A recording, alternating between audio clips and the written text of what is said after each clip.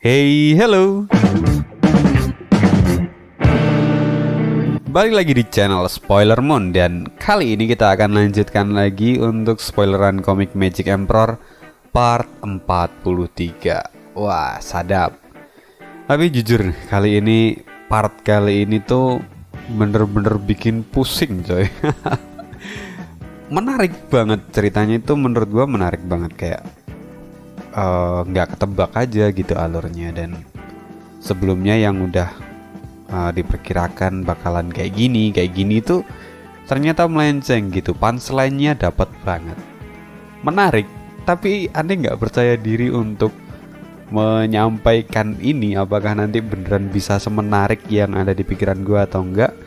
Karena jujur, wah, translatingnya ini bener-bener gila lah pokoknya. Nggak ngerti lagi kok. Berapa kali tadi udah ngetik berapa paragraf gitu, hapus lagi, ngetik lagi, hapus lagi, karena ya itu tadi, bingung coy. Untuk ngepasin alur ceritanya biar sesuai dengan yang aslinya itu ribet yang part kali ini. Dan ya semoga kalian bisa menikmati gitu ya. Dan sebelum mulai videonya, silakan untuk turn on your VPN. Wah, boleh dihidupin VPN-nya buat bantu Mimin supaya Mimin juga bisa gajian tiap bulan. Lalu kemudian kalau misalnya ada yang mau nyawar, boleh banget klik link yang ada di kolom deskripsi, ataupun juga kalau misalnya transfer juga boleh via bank. Cuma sorry banget kalau yang via bank itu aneh memang kayak jarang meriksa aja gitu. Ya itu aja kali yang mau gue sampaikan, dan kita akan masuk ke dalam videonya. Oh iya, part kali ini gue ambil dari bab 303 sampai dengan 307. Beberapa cahaya melintas di langit, dan itu adalah Huang Pu Qingtian, Ling Xuanfeng, dan juga rombongan yang bersama dengan mereka. Kini mereka sedang bergegas menuju salah satu gerbang yang sudah mereka persiapkan sebelumnya untuk menjebak Zhuo Fan. Lalu tiba-tiba sosok hitam menghampiri mereka. Huang Pu Qingtian memandangnya dengan keheranan. "Tuan Liu, kenapa kau di sini? Bagaimana dengan Zhuo Fan?" Wajah Liu Yisen tampak suram dan dia pun berkata, "Maafkan saya, Tuan Muda. Orang tua ini telah gagal dalam menjalankan tugas. Saya telah ketahuan olehnya." "Apa? Kau ketahuan? Lalu bagaimana kau bisa kembali hidup-hidup?" kata Huang Pu Qingtian. "Tuan Muda, bukankah ini aneh? Sebelumnya Cai Rong dan Sun Yufei kembali tanpa luka sedikit pun, dan sekarang Tuan Liu pun datang tanpa terluka. Bukankah Zhuo Fan ini terlalu bermurah hati kali ini?" kata Lin Xuanfeng. Liu Yisen pun kemudian membuka mulutnya dan dia berkata, "Mungkin tidak. Sebelumnya orang tua ini dilepaskan oleh Zhuo Fan karena dia memintaku untuk menyampaikan pesan pada Tuan Muda." "Pesan? Pesan apa itu? Katakan," kata Huang Pu Qingtian. "Zhuo Fan ingin saya menyampaikan pada Anda kalau saat ini dia telah mengetahui semua skema yang Anda buat. Jadi dia meminta Anda untuk tidak perlu melakukan hal yang sia-sia." "Apakah hanya itu yang ingin dia sampaikan? Itu bahkan tidak terdengar seperti dia," kata Huang Pu Qingtian dan tampak mencibir dengan jijik. Setelah itu Liu Yisen kemudian memberikan hormat dan berkata sekali lagi, "Tuan Muda tampaknya sangat mengenal Zhuo Fan dengan baik." Kata-kata itu memang bukanlah sepenuhnya kata-kata dari Zhuo Fan. Itu adalah kata-kata yang sudah saya terjemahkan, karena kata-katanya itu begitu vulgar. Saya merasa tidak enak mengatakan itu. Tapi itulah inti dari pesan yang ingin Zhuo Fan sampaikan pada Anda. Kau takut aku akan marah? Kau tidak perlu terlalu mengkhawatirkannya. Katakan semua yang ia katakan sebelumnya. Jangan ada kalimat yang kau rubah. Aku ingin mendengar semua pesan itu, karena tidak ada yang tahu bahwa mungkin saja ada pesan tersembunyi di balik kata-katanya. Liu Yisen maupun Lin Xuanfeng keduanya tampak bingung, tapi tampak wajah Wang Pugingtian itu begitu percaya diri. Baiklah jika memang itu yang Tuan Muda minta. Sebenarnya ada satu hal lagi yang belum saya sampaikan pada Anda, kata Liu Yisen. Apa itu? Kata Wang Pugingtian yang mana wajahnya tampak semakin tertarik. Cepat katakan. Zofan mengatakan kalau sebenarnya botol Yisendan yang Anda gunakan untuk memancing Zofan itu tidak lebih dari sekedar botol kosong, karena dia sudah mendapatkan botol yang terakhir. Apa? Itu tidak mungkin. Itu tidak mungkin. Botol keempat itu sekarang ada di tanganku, dan tidak mungkin Zofan itu telah mengambil isinya. Itu mustahil, kata Lin Xuanfeng. Tuan Muda, tolong tenanglah. Saya juga tidak mempercayai hal itu sebelumnya. Tapi dia sendiri yang telah menunjukkan keempat botol Yisendan di depan mata saya. Dia adalah sang iblis yang paling licik. Jadi bukan tidak mungkin dia telah mengambilnya saat kita lengah, jawab Liu Yisen. Mata Wang Pugingtian menjadi jauh lebih serius. Lalu Lin Xuanfeng menjadi semakin khawatir dan berkata, mungkinkah? Apakah itu karena kekuatan anehnya itu lagi? Lin Xuanfeng mulai panik, dan kemudian botol porselen itu pun muncul di tangannya. Itu adalah botol Yisendan. Sekali lagi, Lin Xuanfeng dipercayakan untuk membawa botol ini, karena mungkin mereka berpikir Zofan tidak akan mengira kalau Lin Xuanfeng yang akan membawanya. Melihat ini, Lin Xuanfeng pun tertawa. Dasar bocah bodoh, dia hanya bisa membual saja. Yisendan masih bersama denganku. Dia benar-benar bocah yang halu. Bodoh, siapa yang menyuruhmu mengeluarkan botol itu? Teriak Wang Pugingtian dengan penuh amarah. Cepat masukkan lagi. Lin Xuanfeng terkejut dan dia pun segera menuruti perintah Wang Pugingtian dengan panik. Namun sayangnya itu sudah terlambat. Botol itu kini mulai memudar dan menghilang dari tangan Lin Xuanfeng. Zofan! Teriak Lin Xuanfeng. Dia menjadi sangat histeris. Terima kasih untuk hadiahnya. Maka aku akan menjaga botol ini dengan baik.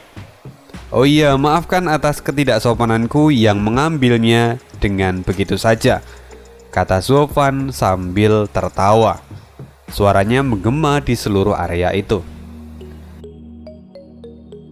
Tubuh Lin Xuanfeng gemetar. Dia sadar kalau sekali lagi dia telah melakukan kesalahan yang fatal. Dia baru saja menyadari kalau bukan tidak mungkin Zofan itu melepaskan Liu Yisen hanya sebagai pemandu saja. Kini pupil matanya memadat seolah-olah itu seperti orang yang syok berat. Kalian berdua benar-benar bodoh.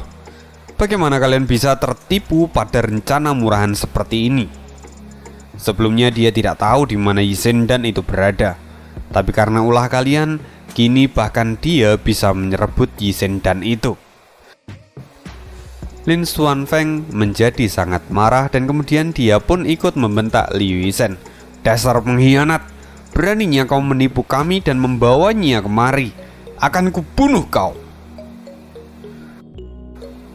Tuan Muda Lin, maafkan saya, tapi saya tidak tahu apa-apa, teriak Liu Yisen. Dia sangat panik sampai mau menangis. Melihat dari situasi ini, dia tidak akan selamat kali ini. Bahkan Wang Pugingtian pun tampak marah dan menatapnya. Mana mungkin aku percaya dengan omong kosongmu itu, Pak Tua, kata Liu Yisen sambil mengangkat pukulannya dan hendak menerjang Liu Yisen. Hentikan, dia juga dimanfaatkan, kata Wang Pugingtian sambil melambaikan tangannya. Tuan Muda, terima kasih, Anda begitu bijaksana, kata Liu Yisen yang tampak begitu berterima kasih pada Wang Pukingtian, bahkan sampai menangis. Tapi Wang Pukingtian sama sekali tidak meresponnya.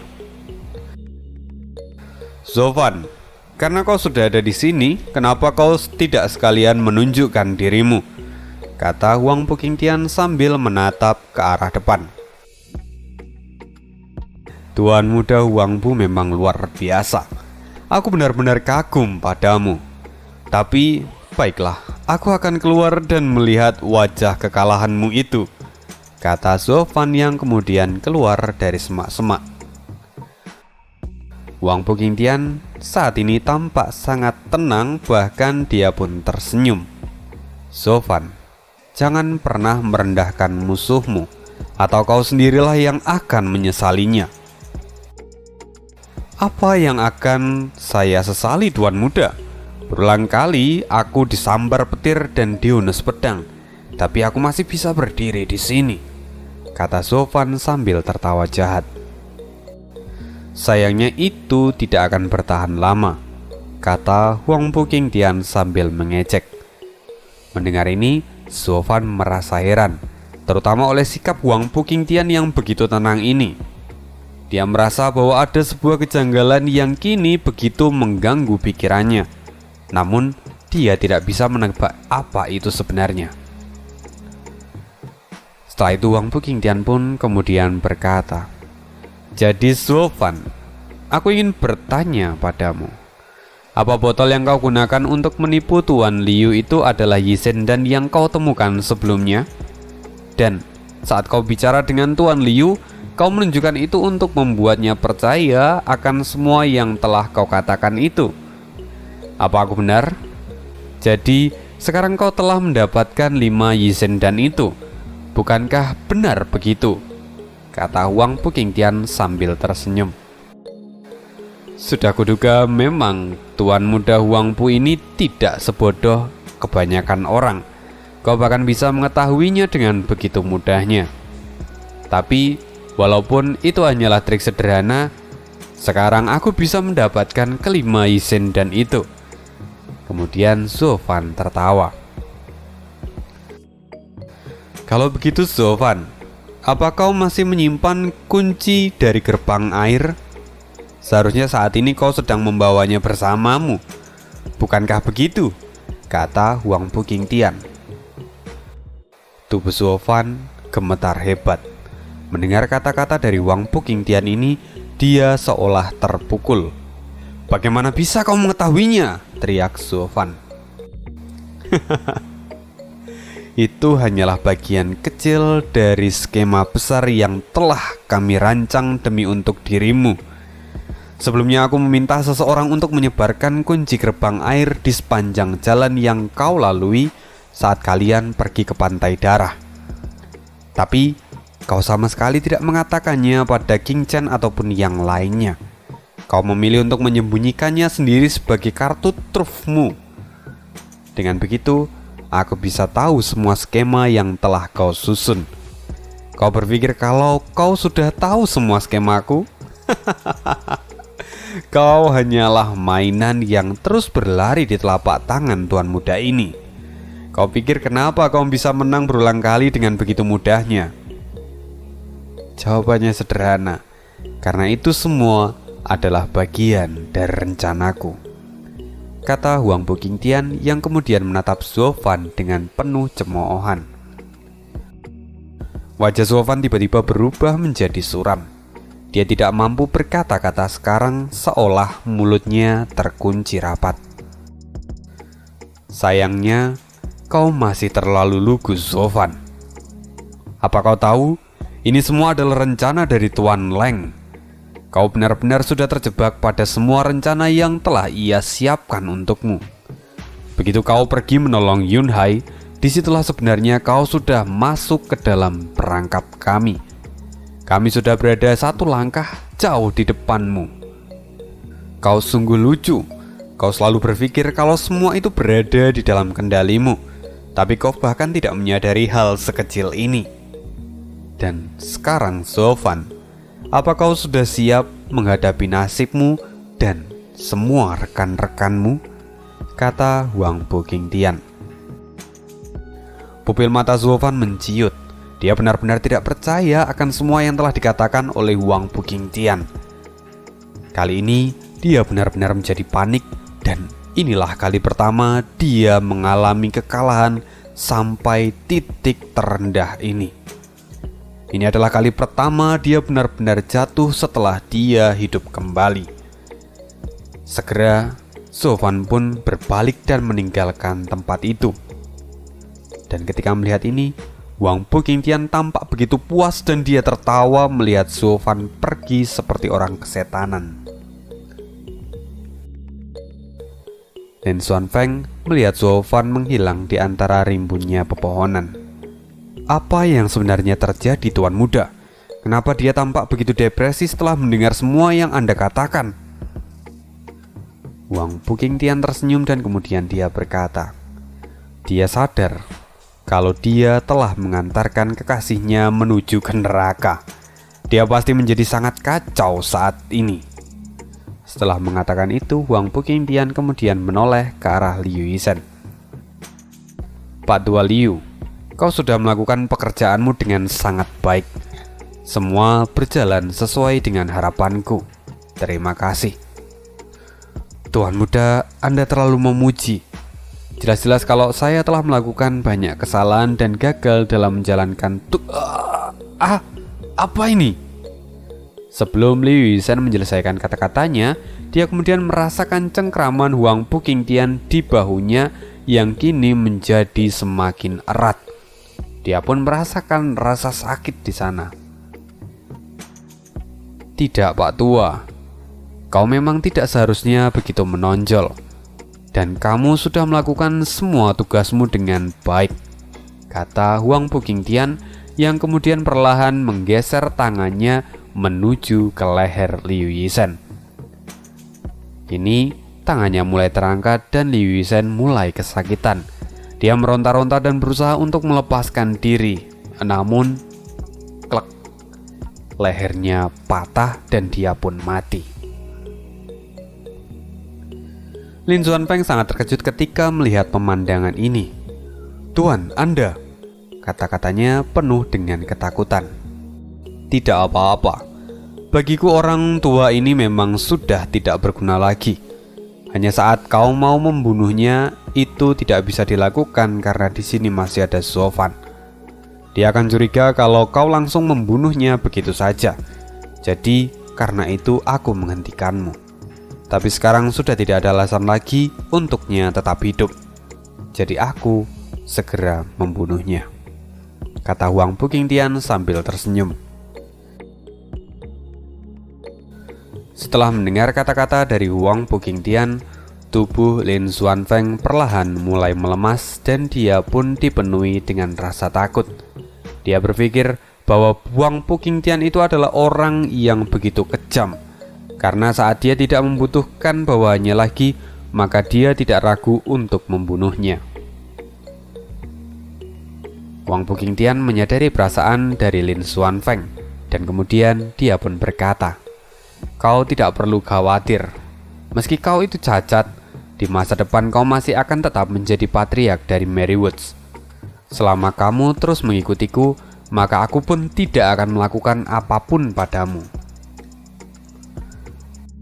Mendengar ini, Lin Xuanfeng masih gemetar. Namun, dia tidak bisa terus begini. Kemudian, dia pun segera berdiri dengan tegap dan mengalihkan pembicaraan.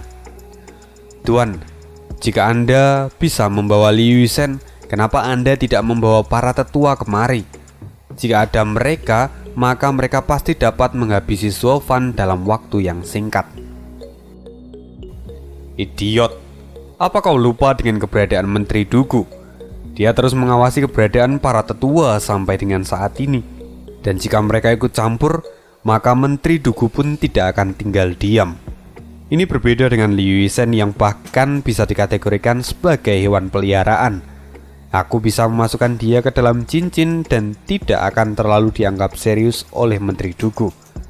Dan dengan begitu, rencanaku akan tetap berjalan dengan mulus, kata Huang Buqingtian.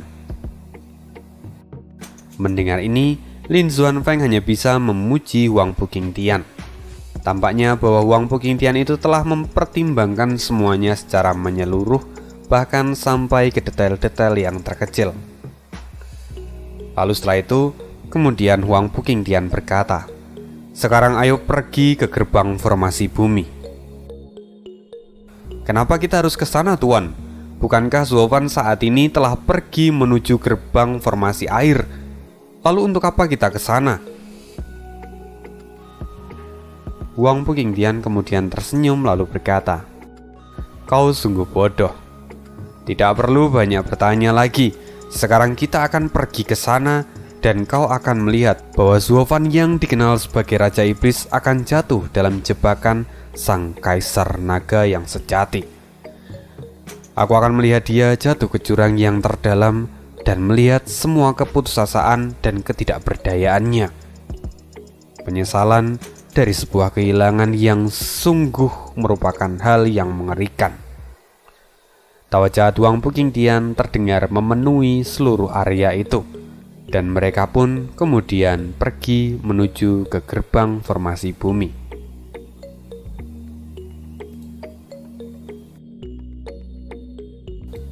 Di sisi lain, Tiansang dan rombongannya telah berjalan selama 3 hari penuh, dan tiba-tiba seberkas cahaya melintas menuju ke arah Tiansang. Tiansang kemudian mengulurkan tangannya dan menangkap sumber cahaya itu. Ternyata itu adalah slip giok komunikasi yang telah dikirimkan oleh Zuofan. Segera Tiansang membukanya dan di sana ada tulisan, "Kau boleh membuka slip giok yang sebelumnya aku berikan." Tiansang tambah heran, kenapa Zuofan berubah pikiran begitu cepat. Bukankah sebelumnya dia meminta untuk membuka slip giok itu setelah hari kelima?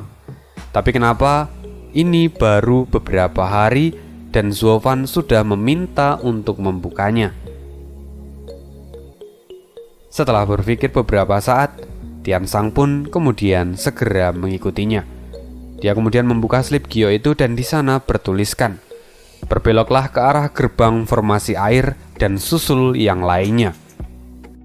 Tiansang semakin terkejut ketika membaca ini. Dia mulai berpikir bahwa sebenarnya apa yang sedang direncanakan oleh Zuofan itu. Atau jangan-jangan sebenarnya mereka melakukan ini semua hanya untuk mengelabui musuh. Dan gerbang yang sedang mereka tuju itu mungkinkah hanyalah sebuah jebakan? Mata Tiansang menyala dengan penuh antusias. Kemudian dia memberikan komando, "Semuanya berhenti. Sekarang kita akan merubah rute dan pergi menuju ke gerbang formasi air." Semua orang heran, tak terkecuali Tian Yang. Dia pun kemudian mendekati kakaknya dan berkata, "Kak, apa maksudmu? Kita sudah berjalan selama 3 hari dan sekarang kita harus pergi menuju jalur yang lain? Apa kau bercanda? Lantas untuk apa semua perjalanan kita ini?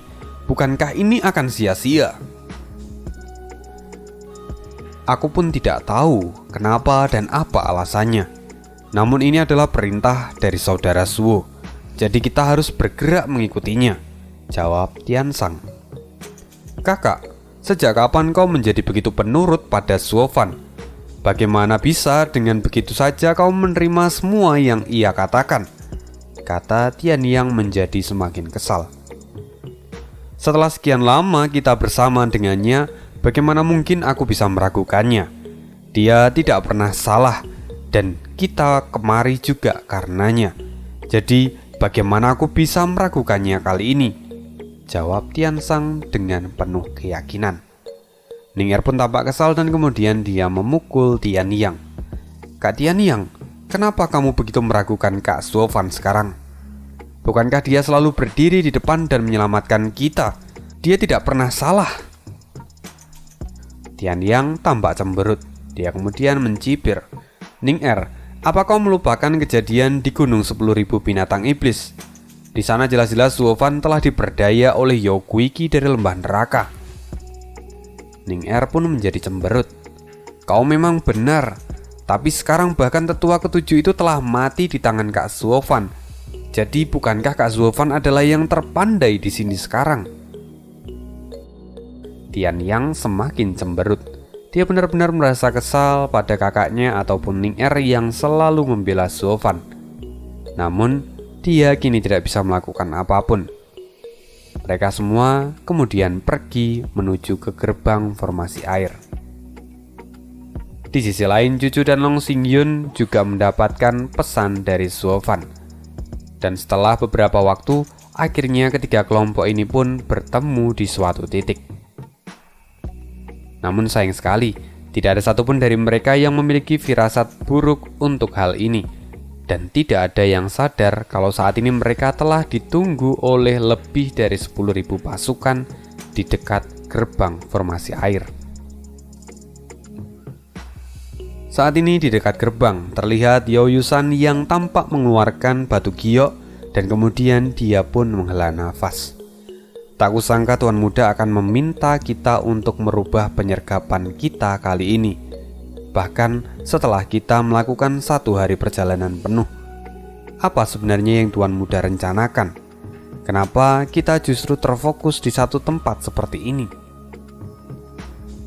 Yan Bangui mendekat dan kemudian dia berkata, "Apakah mungkin informasi kita telah bocor?" "Mana mungkin informasi itu bocor? Apa kau pikir ada mata-mata di antara kita? Bukankah itu hanya lelucon? Siapa yang mau mengkhianati kita saat mereka begitu mendambakan untuk mendapatkan perlindungan dari gerbang kekaisaran?" jawab Yaoyusan sambil mengejek. "Benar. Tapi apapun itu, ini pasti adalah skema yang dibuat oleh Tuan Leng. Kini kita hanya bisa menyelesaikan tugas yang diberikan pada kita," kata Yan Bangui. "Kamu benar," jawab Yaoyusan sambil menghela nafas. "Tuan Muda, susunan roh tingkat 3 telah selesai terpasang," kata salah seorang pemuda yang kemudian mendatangi mereka dan memberikan hormat. Yan Bangui melambaikan tangannya dan berkata, "Kerja bagus Yanfu. Kau telah bekerja keras dan sekarang beristirahatlah." "Baik," jawab Yanfu. Setelah itu dia pun berbalik dan meninggalkan kedua orang ini. Saat melihat Yanfu pergi, Yaoyusan mencibir. "Anak ini sangat penurut akhir-akhir ini, dan aku tidak lagi bisa merasakan emosinya dahulu kala. Ya, tapi pekerjaannya memang cukup baik. Apalagi dia juga adalah salah satu alkemis jenius yang langka di Istana Raja Obat." Yan Bangui kemudian berkata, "Sebenarnya dia dulu adalah tangan kanan dari Yan Song yang mati di tangan Suovan. Dia adalah anak yang malang. Dia kini telah kehilangan dukungan terbesarnya. Mungkin dia telah menerima takdirnya dan menjadi sangat penurut saat ini.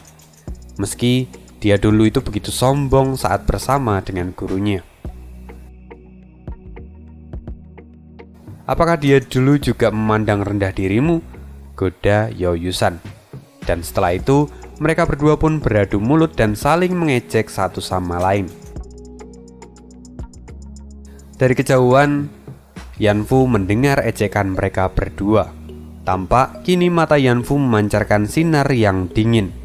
Jauh di dalam hatinya dia pun berkata, "Aku sudah tidak sabar lagi melihat kematian kalian berdua."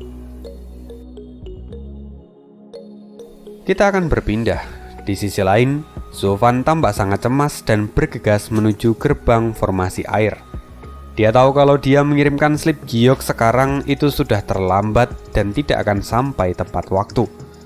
Karena itu, dia menggunakan kecepatan penuhnya dan menggunakan kemampuan matanya untuk bergerak secepat mungkin. Wajahnya kini tampak gelisah dan kebencian tumbuh begitu besar di matanya. Suovan menggertakkan giginya dan hatinya pun diliputi amarah. Dia telah salah mengira rencana dari Wang Bukingtian. Kini dia telah melakukan sebuah kesalahan besar. Dia terlalu bersantai-santai dan tidak menyangka kalau sang peramal Tian Yu akan ikut turun tangan dalam acara ini. Kini dia seperti telah mengantarkan teman-temannya menuju ke ladang ranjau. Saat Suovan melintasi sebuah danau, tiba-tiba Suovan merasakan ada aura dingin yang menyentuh kulitnya. Saat dia melihat ke bawah, ternyata itu adalah kolam Qingqin yang sudah berusia lebih dari 1000 tahun. Segera dia kemudian melesat ke bawah seolah ingin melakukan sesuatu. Kita akan pindah lagi. Di tengah kota Yunlong, di sana ada monumen batu nasional yang merupakan alat untuk menyiarkan kondisi di Gunung Raja Binatang. Di sana terlihat wajah Chu Bijun dan kedua patriark lainnya yang tampak suram. Mereka sebelumnya melihat pergerakan dari Yan Bangui dan juga Yoyusan bersama sekitar 10.000 pasukan. Namun, tampaknya mereka berhenti di depan gerbang formasi air dan setelah 3 hari, mereka tampak tidak melakukan apa-apa. Seolah-olah mereka itu sedang memasang sebuah jebakan dan menunggu mangsanya lewat. Ini membuat Chu Bijun dan 2 orang lainnya tampak menjadi semakin cemas. Dan yang lebih menjengkelkan lagi, itu adalah orang-orang dari kubu gerbang kekaisaran. Tampak mereka itu tersenyum penuh dengan arti, seolah-olah mereka mengatakan kalau itu semua memang sudah sesuai dengan rencana mereka. Patriark, tampaknya Tuan Muda telah menyelesaikan tahap akhir dari rencana itu dengan baik, kata Leng Wuchang yang saat ini berdiri di samping Huang Pu Tianyuan. Huang Pu Tianyuan pun mengangguk dan tertawa kecil. Tuan Leng memang memiliki rencana yang brilian. Aku benar-benar kagum akan rencana pembasmian ini. Aku yakin selama Tuan Leng yang mengaturnya, maka iblis kecil itu pasti akan mati. Tidak, Patriark terlalu memuji. Meski untuk menghadapi iblis kecil ini saya harus membuat begitu banyak rencana dan persiapan kecil, saya kagum bahwa Tuan Muda bisa menyelesaikan semuanya dengan baik. Kali ini, Tuan Muda benar-benar berhak mendapatkan semua pujian itu, kata Leng Wuchang dengan sedikit merendah. Huang Pu Tianyuan kemudian berkata lagi, "Tidak, Tuan Leng adalah orang yang mengatur semua skema ini. Tanpa itu, anakku tidak akan bisa melangkah sejauh ini." Mendengar ini, Leng Wuchang merasakan jejak kemarahan di mata Huang Pu Tianyuan, dan kemudian dia pun membungkukkan kepalanya. Dia tidak berani untuk berkata apa-apa lagi. Setelah itu tiba-tiba terdengar suara, "Tuan Leng, kenapa Anda sangat yakin kalau Anda dapat menyingkirkan Steward Zhu hanya dengan ribuan orang itu saja?" Senyum tipis keluar dari pria yang baru saja berbicara itu. Saat Tuan Leng menoleh, dia kemudian berkata, "Saya tidak berani meyakininya, terlebih di depan Perdana Menteri Suge. Namun, penyergapan ini sebenarnya hanyalah untuk mendapatkan kelemahan dari Suofan dan bukan untuk membasminya. Jika ini berhasil, maka setelah itu dia akan dapat diatasi dengan mudah." "Oh, begitukah?" kata Suge Changfeng yang tampak penasaran. Kemudian dia berkata sekali lagi, "Apakah itu seperti pepatah yang mengatakan tembak penunggangnya lalu urus kudanya?" Perdana Menteri memang sangat brilian. Sama seperti kata pepatah, jika ingin menghancurkan jenderal perang, maka hancurkan hatinya dan buat dia menjadi gila. Jika tidak, maka meski Anda dan saya membentangkan jaring untuk menangkap Suofan, dia pasti akan bisa lolos. Bahkan saya ragu kalau kita bisa menyentuh ujung rambutnya, jawab Leng Wuchang. "Oh, sepertinya Tuan Leng telah mendapatkan tumit dari Steward Zhu saat ini. Jika tidak, Anda tidak mungkin bisa mengatakan semua ini. Jadi siapakah itu? Apakah itu Yunhai atau..." Leng Wuchang tersenyum dan kemudian dia pun berkata, "Anda akan tahu saat Anda melihatnya nanti. Walaupun saya yakin Anda tidak akan menduganya kalau ternyata orang itu akan menjadi titik lemah dari Suofan." Mendengar ini Suge Changfeng pun tertawa. Tuan Leng benar-benar pandai menarik perhatian dari orang tua ini. "Baiklah, aku akan menunggu dan melihat dengan mata kepalaku sendiri siapa sebenarnya yang akan mengikat kaki dari sang raja iblis kita ini." Leng Wuchang pun hanya tersenyum setelah mendengar ini. Oke, sekali lagi kita akan pindah. "Hei, Aku benar-benar tidak paham akan apa yang dimaksud oleh Suofan. Dia meminta kita untuk berkumpul di sini untuk apa? Bukankah semua perjalanan kita selama berhari-hari menjadi sia-sia? Kata Tian Yang. Long Xingyun tertawa dan kemudian dia berkata, Tuan Muda Tian Sang masih belum bisa memahami. Ini yang disebut sebagai seni dalam berperang. Sebenarnya tujuan utama saudara Zuo memanglah menuju ke tempat ini. Karena itu dia memberikan slip Gyo ini dan meminta kita untuk membukanya pada hari kelima. Karena dia tahu benar untuk sampai menuju gerbang yang kita tuju, setidaknya itu akan membutuhkan waktu 8 hari. Dan di hari kelima, kita belumlah sampai di tempat itu. Di hari itulah dia meminta kita untuk menuju ke tempat ini. Pada akhirnya tujuan utamanya memang adalah tempat ini. Meski sekarang aku juga penasaran, kenapa saudara Suofan itu memberikan keputusannya begitu cepat. Mendengar ini, Ning Er pun menjadi semangat. Benar, Kak Tian Yang, kamu harus belajar banyak dari Kak Suofan. Cibir Ning Er seolah-olah dia itu sangat membanggakan Suofan. Tian Yang semakin cemberut dan dia tambah merasa kesal pada semua kondisi itu.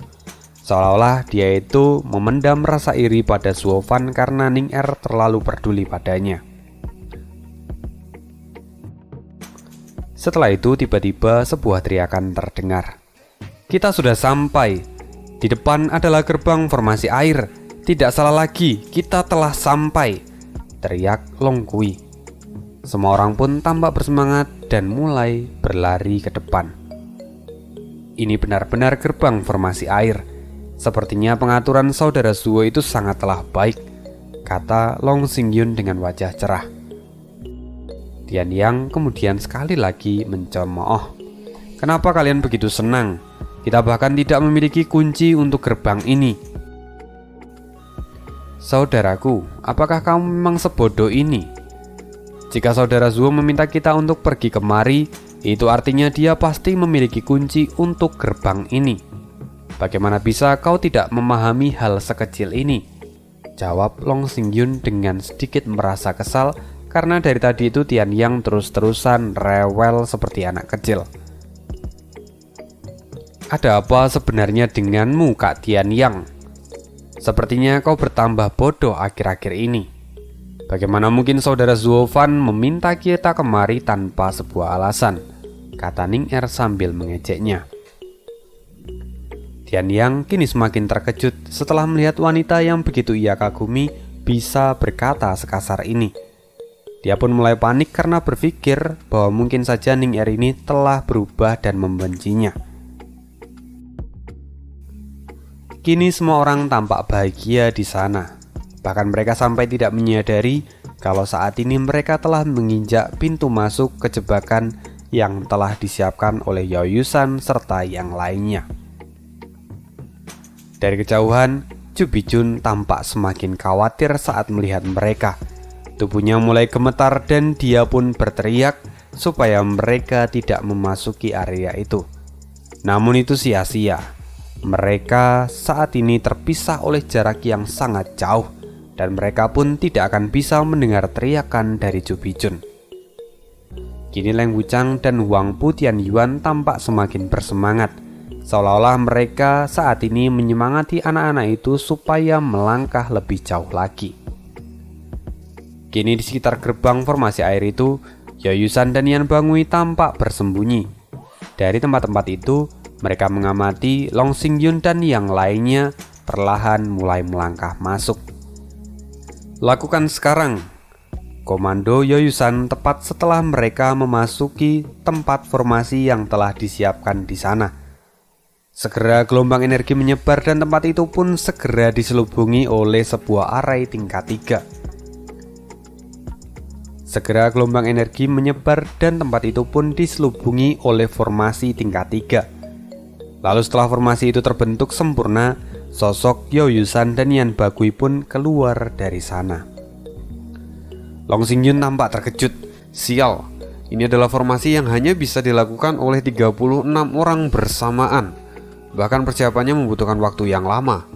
Mereka pasti telah menyiapkan semua ini sedari lama dan mereka sengaja ingin menyergap kita. Tapi bagaimana ini bisa terjadi? Tidak mungkin Zovan sengaja membawa mereka masuk ke dalam perangkap ini. Bunuh mereka semua! Teriakan terdengar memecahkan lamunan dari Long Xingyun dan yang lainnya. Segera setelah itu ribuan pasukan yang tadinya bersembunyi kini menampakkan dirinya. Dan mereka semua mengelilingi Long Xingyun dan lainnya dari segala arah. Kini mereka tidak akan lagi memiliki jalan untuk melarikan diri. "Saudaraku, apa yang harus kita lakukan?" kata Long Kui dengan panik. Long Xingyun tampak berkeringat dan dia pun cemas. Kini di depan matanya sudah ada 36 pilar cahaya yang menjulang tinggi ke langit. Sial, kita harus segera menerobos ini jika ingin selamat. Namun, dengan formasi ini akan sulit untuk bisa keluar, karena ke-36 pilar ini semuanya terhubung satu sama lain dan menghancurkannya tidak akan bisa dilakukan dengan mudah. Long Kui pun paham akan apa yang disampaikan oleh Long Xingyun. Namun setelah itu wajahnya menjadi semakin cemas, karena di sana sekarang sudah ada 10.000 pasukan yang telah bersiap untuk menyerang mereka. Kini wajah mereka semua berubah menjadi pucat. "Kenapa kalian begitu panik? Kita hanya tinggal menghancurkan mereka satu persatu dan keluar dari sini." Seorang pemuda melompat dan melepaskan tebasan yang segera mengarah ke orang-orang yang ada di sana. Segera puluhan orang termutilasi dalam waktu yang singkat. Pemuda itu adalah Tiansang. Dia tampak berdiri dengan gagah dan menatap semua musuh yang ada di depannya. Long Xingyun tampak terpesona dan kemudian dia berseru, "Saudara Tiansang memang wuci sejati. Benar-benar dapat diandalkan di saat-saat kritis seperti ini." "Tentu saja, itu karena kakakku sudah terobsesi dengan bertarung sejak dia kecil. Jika bukan karena keberadaan Wang Pukingtian dan Zovan, dia pasti adalah monster muda terkuat di seluruh kekaisaran," kata Tian Yang yang kini berdiri di samping Long Xingyun dan tampak membanggakan kakaknya itu. "Sekarang jalan sudah terbuka, ayo segera ikuti saudara Tiansang," teriak Long Xingyun. Tian Yang tersenyum dan sedikit mengejek. "Saudara Long memang cerdik. Saat kakakku bertarung di depan, Anda telah bersiap di belakang dan memimpin rombongan untuk melarikan diri." "Tentu saja, saudara Tiansang saja sudah cukup untuk mengatasi mereka. Lantas kenapa aku harus repot-repot untuk turun tangan?" kata Long Xingyun.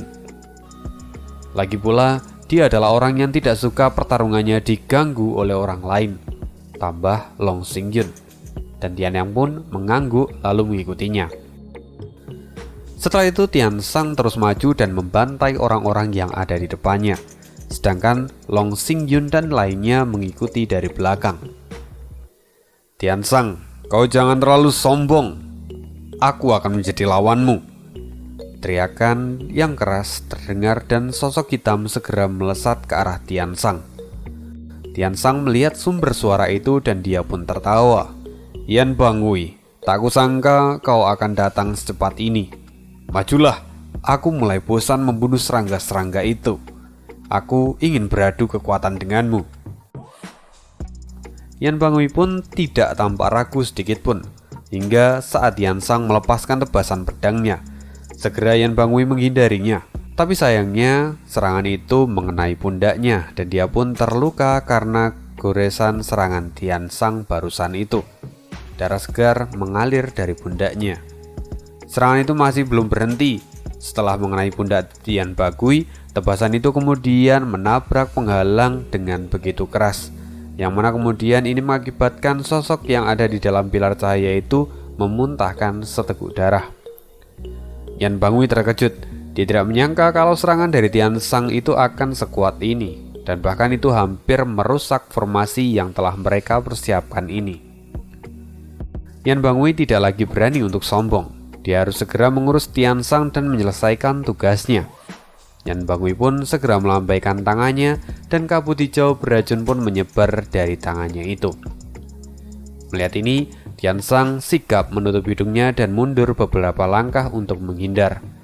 Tapi sayang beberapa ahli tidak mampu untuk menghindarinya. Dan saat mereka menghirup kabut itu, tiba-tiba mata dan mulut mereka pun mengeluarkan darah. Kini mereka terlihat begitu kesakitan dan setelah beberapa saat mereka pun mati. Niger melihat ini dan dia pun menjadi sangat takut. Dan segera dia pun bersembunyi di balik Tian Yang. Segera Tian Sang menari dengan pedangnya dan melepaskan gaya 9 pedang milik Mansion Jianhou. Dan saat melihat ini, Yan Bangui tampak terkejut dan menjadi sangat cemas. Lagi-lagi dia menghindar dan serangan itu mengenai pilar-pilar cahaya yang ada di sana. Kini perlahan pilar-pilar itu mulai redup dan perlindungan di sana pun tampak sedikit melemah. Jika ini terus dibiarkan, maka formasi itu mungkin saja tidak akan bisa bertahan lama. Yan Bangui tampak sedang berpikir, siapa yang mengira kalau Tian Sang itu akan menjadi sekuat ini? Padahal dia hanya menyerang pilar itu sebanyak 2 kali, tapi itu sudah hampir menghancurkannya. Wajah Yan Bangui menjadi semakin pahit, dia kehabisan jalan untuk dipilih. Jika dia tidak menjalankan tugasnya dengan baik, dia hanya akan mati di tangan Huang Buqingtian. Tapi jika dia memaksa, mungkin dia akan merasakan rasa sakit yang luar biasa. Sekarang tidak ada hal lain yang bisa dia pilih. Daripada mati di tangan Huang Buqingtian, maka dia harus siap menahan rasa sakit yang begitu mengerikan. Dia pun mulai membulatkan tekadnya, dan kini dia menggunakan kabut 7 warna milik Bil Qinghal. Kabut 7 warna kali ini itu jauh lebih kuat daripada milik Yan Song. Itu tentu saja karena yang menggunakan adalah Yan Bangui, yang mana dia adalah orang yang terpilih. Hanya saja efek samping yang ia terima jauh lebih parah daripada Yan Song. Setiap kali Yan Bangui menggunakan teknik ini, tubuhnya akan dipenuhi oleh racun, dan aliran racun di dalam tubuhnya pun akan bergerak jauh lebih cepat daripada biasanya. Dan itu akan membuat dia merasakan sakit seperti di neraka, meski itu tidak akan bisa membunuhnya. Tapi meski begitu, dia tidak bisa tinggal diam. Dia harus menuntaskan tugas yang diberikan oleh Huang Buqingtian padanya. Kini Tian Sang tampak dikepung oleh kabut 7 warna. Dia segera menebas kabut itu menggunakan pedangnya hingga dalam sekejap kabut itu pun mulai perlahan menghilang. Setelah kabut itu mulai menghilang, Tian Sang berlari ke arah Long Xingyun dan lainnya. Kini Tian Sang melihat ratusan orang yang sudah mati karena kabut 7 warna ini. Sialan, bocah itu sudah gila. Aku tidak bisa membiarkan ini begitu saja. Tampak kemarahan terpancar dari mata Tian Sang. Long Xingyun pun wajahnya mulai berubah menjadi lebih serius. Mereka jauh lebih unggul sekarang. Terlebih saat kabut 7 warna itu mulai keluar. Kita tidak bisa melawannya begitu saja, karena saat ini kita tidak memiliki penawarnya. Apalagi saat ini kita sedang dikurung. Jika kabut 7 warna itu menyebar, maka kita tidak akan bisa kabur lagi. Apa benar tidak ada yang bisa kita lakukan sekarang? Kata Tian Sang. Tentu saja ada, tapi itu sangat sulit untuk dilakukan. Kita harus membuat lubang dan keluar dari tempat ini secepat mungkin. Dengan begitu kabut 7 warna itu akan menyebar dan kita pun akan bebas, jawab Long Xingyun. Sial, ini sungguh mudah untuk dikatakan tapi sulit untuk dilakukan. Aku sudah menggunakan lusinan pedangku berturut-turut namun aku belum bisa menghancurkan penghalang ini, kata Tian Sang dengan wajah yang masam.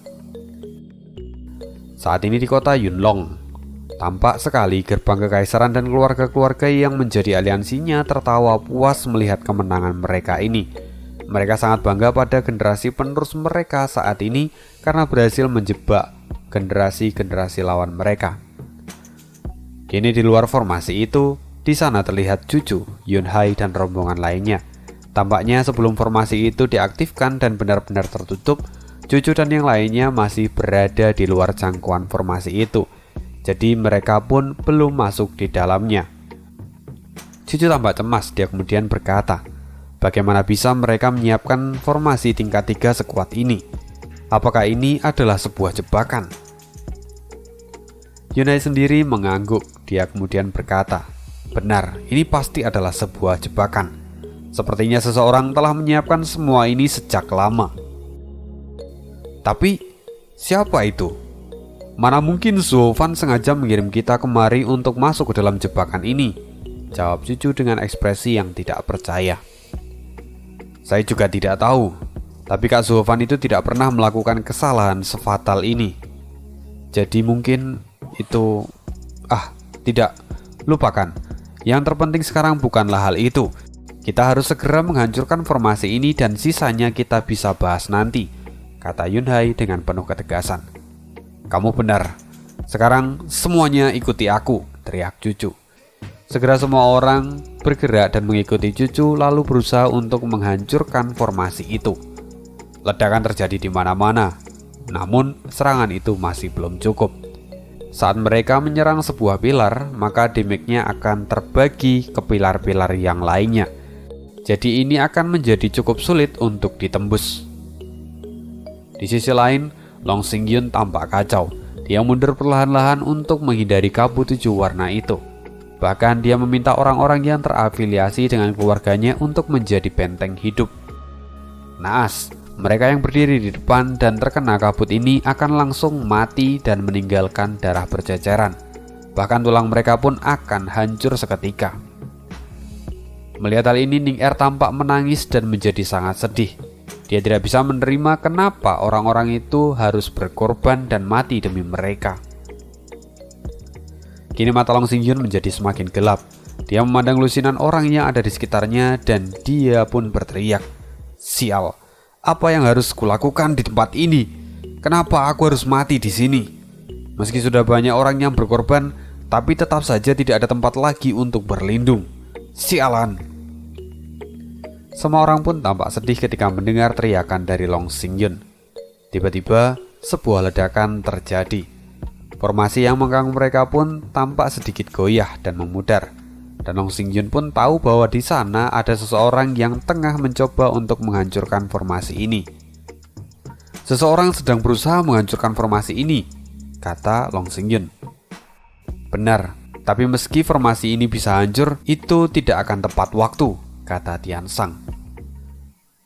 Mendengar ini, kemudian seorang pemuda memberanikan diri dan maju ke depan. Dia tampak bertekad untuk mengorbankan diri dan memberikan waktu yang lebih lama kepada semua orang di sana. Melihat ini, Long Xingyun kemudian berkata, "Saudaraku, dari mana kau berasal? Apa kau berada di bawah aliansi Pavilion Qianlong?" Saya berasal dari kota Yunyu, dari keluarga Chen. Sejak 100 tahun lalu keluargaku sudah berada di bawah naungan Pavilion Qianlong. Dan jika Tuan Muda tidak keberatan, maka tolong rawat keluarga kecil saya di masa depan, jawab pemuda itu. "Jangan khawatir, kamu sudah mengikuti keluarga kami sedari lama, dan aku tidak akan melupakan semua kebaikanmu hari ini," kata Long Xingyun. Setelah mendengar itu, dia pun tersenyum lalu kemudian menarik nafas panjang dan dia pun melompat ke depan.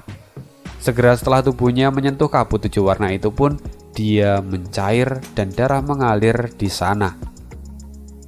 Tanpa perlu waktu yang lama, dia mati. Ning Er menjerit dan dia menangis jadi-jadinya. Dia tidak kuat lagi, lalu dia bersandar di bahu Tian Yang. Kini di luar, Cucu dan yang lainnya tetap berusaha untuk menghancurkan formasi ini secepat yang mereka bisa. Tapi seolah semua itu akan sia-sia.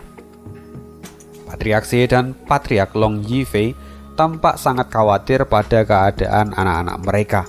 Jika ini terus dibiarkan, maka mereka hanya akan mati.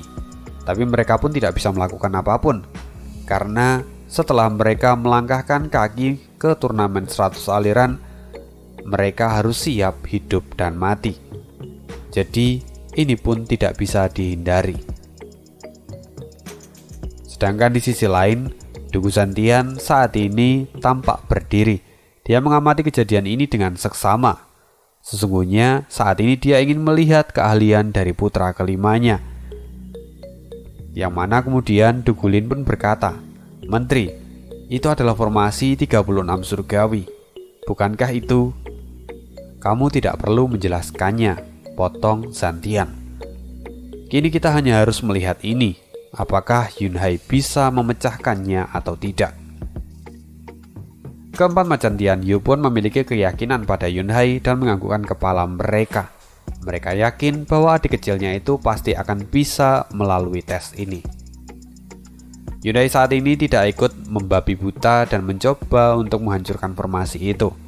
Namun, dia tampak berkeliling dan mengamatinya dengan seksama. Lalu saat dia menemukan sebuah lingkaran yang mencurigakan, dia pun berteriak, "Patriark Chu, saya tahu ini adalah formasi 36 surgawi. Ini adalah formasi dengan 36 titik pusat dan tidak akan mudah untuk dihancurkan." "Lalu apa kamu punya cara?" teriak cucu.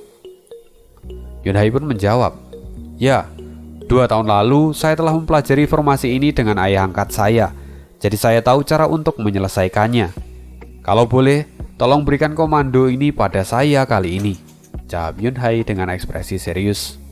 "Baiklah kalau begitu, kamu akan memegang komandonya," teriak cucu pada semua orang dan mereka pun mengangguk. Yunhai pun kemudian berkata, "Semua orang tolong dengarkan perintah saya. Saudara Dong Tianba, tolong bawa 300 orang untuk pergi ke sisi barat pilar ini. Saudara Xiao dan Dan bawa juga 300 orang untuk pergi menyerang sisi timur dari pilar ini. Dan sisanya ikuti saya. Kita akan menyerang dengan komando dariku," kata Yunhai.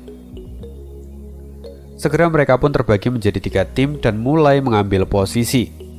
Dan sesuai dengan komando dari Yunhai, mereka menyerang bergantian. Pilar itu sebelumnya akan langsung membagikan serangan ke 35 pilar lainnya. Namun, kini dia tidak memiliki waktu yang cukup. Setelah menerima pukulan pertama dan dia pun mengirim ke pilar-pilar lainnya, pukulan kedua datang menghantamnya. Begitupun pukulan ketiga dan seterusnya. Jadi dia tidak bisa membagi ke pilar-pilar yang lainnya. Akhirnya, pilar itu pun hancur dan orang yang ada di dalamnya pun tersungkur dan memuntahkan darah. Kini, orang itu tampak mati di tempat. Segera formasi ini mulai kehilangan keseimbangannya. Salah satu pilar telah hancur dan kini lubang terbuka di sana. Zantian yang melihat ini, dia pun tertawa dengan begitu lepasnya. Dia begitu bangga pada Yunhai yang dapat mengingat semua pelajaran yang telah ia berikan sebelumnya. "Bagus, tidak salah aku mengangkatmu sebagai anak angkatku dan melatihmu selama ini." Tampak sekali ekspresi bangga terukir jelas di wajah Zantian. Kini dengan hancurnya formasi ini, Patriark Xie dan Patriark Long keduanya dapat bernafas sedikit lega. Cucu saat ini melihat ke samping, dia pun tampak gembira. Dia sangat kagum bahwa ternyata tuan muda dari keluarga Luo pun sungguh luar biasa. "Kini formasi telah hancur. Ayo segera menyelamatkan yang lain," teriak Yunhai. "Benar, semuanya maju." Semua orang tampak bersemangat kali ini. Sedangkan di sisi lain, Leng Wuchang tampak tersenyum dan kemudian dia bergumam. Ternyata penghalang ini hanya bertahan selama ini. Tapi tidak masalah, ini sudah lebih dari cukup. Senyuman misterius muncul dari wajah Leng Wuchang. Oke, sekian dulu spoileran kali ini. Sudah gak fokus gue untuk ngobrol-ngobrolnya. Mungkin kalian juga kerasa di bagian-bagian terakhir. Tapi thank you banget udah mendengarkan Mimin sampai akhir. Thank you banget untuk supportnya, untuk yang udah nyawer, untuk yang udah pakai VPN dan yang lain-lainnya. Thank you banget. Kalau misalnya ada yang mau ikutan nyawer, boleh banget klik link yang ada di kolom deskripsi. Kalau yang mau via bank juga bisa via Bank BRI. Thank you banget. Sekian dulu ngamen hari ini dan kita jumpa lagi di pertemuan berikutnya. Bye.